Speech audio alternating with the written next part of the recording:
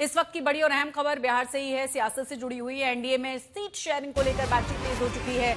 पटना में दो बड़ी बैठकें हुई हैं। कुछ देर पहले बीजेपी के चुनाव प्रभारी धर्मेंद्र प्रधान जीतनराम मांझी से मुलाकात कर चुके हैं और उनके साथ डेप्यूटी सीएम सम्राट चौधरी भी थे और बिहार प्रभारी विनोद तावड़े भी मौजूद हैं।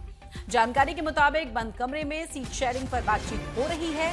आज सुबह से ही ललन सिंह से भी धर्मेंद्र प्रधान की मुलाकात हुई है, यानी ताबड़तोड़ मुलाकातों का दौर जारी है और कहा जा रहा है कि सीट शेयरिंग पर लगातार माथापच्ची की जा रही है और बहुत साफ बीजेपी की तरफ से पहले ही कर दिया गया है कि कोई इस बार बड़ा या छोटा भाई नहीं है और सीट शेयरिंग को लेकर बहुत ही जल्द तस्वीर साफ कर ली जाएगी। हालांकि विपक्ष की तरफ से बार बार आरोप लगाए जा रहे हैं कि सीट शेयरिंग को लेकर एकजुटता नहीं है, लगातार फूट नजर आ रही है। खासतौर से जीतनराम मांझी के उस बयान का बार बार जिक्र किया जा रहा है, लेकिन बार बार बीजेपी की तरफ से साफ किया गया, एनडीए की तरफ से साफ किया गया कि सब कुछ ठीक है। ताजा जानकारी के साथ हमारे संवाददाता शशि भूषण जुड़ गए। शशि भूषण, मीटिंग्स का दौर जारी है, सिलसिला लगातार जारी है। क्या कुछ साफ किया जाएगा बीजेपी की तरफ से कि कहां तक बात बनी?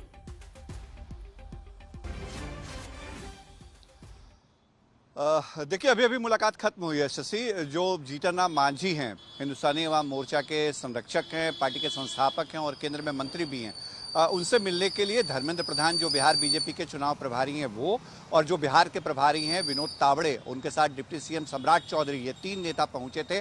तकरीबन घंटे भर की मुलाकात हुई है और मुलाकात बंद कमरे में हुई।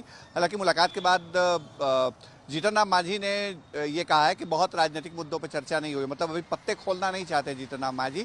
वहीं बीजेपी के जो नेता पहुंचे थे मुलाकात के लिए, उन्होंने मीडिया से कोई बातचीत नहीं की, मतलब सवालों का जवाब नहीं दिया और सभी वहां से निकल गए हैं। थोड़ी देर के बाद उपेंद्र कुशवाहा से भी यही नेता मुलाकात करेंगे, ये खबरें आ रही हैं।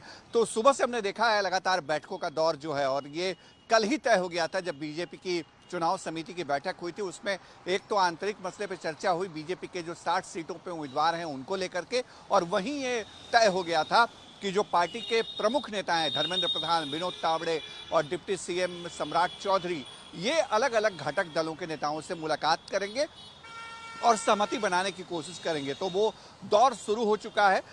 थोड़ा इंतजार करना होगा कब तक पत्ते खुलते हैं, कब तक बातचीत बन पाती है, कैसे बनेगी, क्या फॉर्मूला होगा, कौन। चूंकि दिलीप जायसवाल ने कल एक बात कही थी शशि कि कोई बड़ा भाई छोटा भाई नहीं होगा। इसका मतलब ये भी कि जेडीयू और बीजेपी शायद इस बार के विधानसभा चुनाव में पुराने फॉर्मूले के तर्ज पे बराबर सीटों पे ही मैदान में उतरेंगे, लेकिन बाकी छोटे दलों को जो सहयोगी हैं उनको क्या मिलता है, इस पर नजरें बनी हुई हैं। जी बिल्कुल शशि भूषण, और इसीलिए बार बार अंदाजा लगाया जा रहा है, जिस तरीके से विपक्ष की तरफ से आरोप लगाए जा रहे हैं। एक तो जीतनराम मांझी का मामला बहुत, क्योंकि खुलकर जिस तरीके से उन्होंने बयान दिया था, इस बयान का भी हम जिक्र करेंगे, लेकिन सबसे पहले अभी जो उनका हाल फिलहाल में जो बयान आया है जरा वो सुना देते हैं। उन्होंने क्या कहा है? सम्राट चौधरी और केंद्रीय मंत्री आपसे मिलने पहुंचे हुए थे सर, क्या कुछ बातचीत हुई है? अब क्या बातचीत हुई, आपसे थोड़े बात करनी है।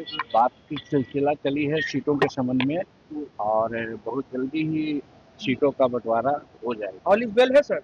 All is well.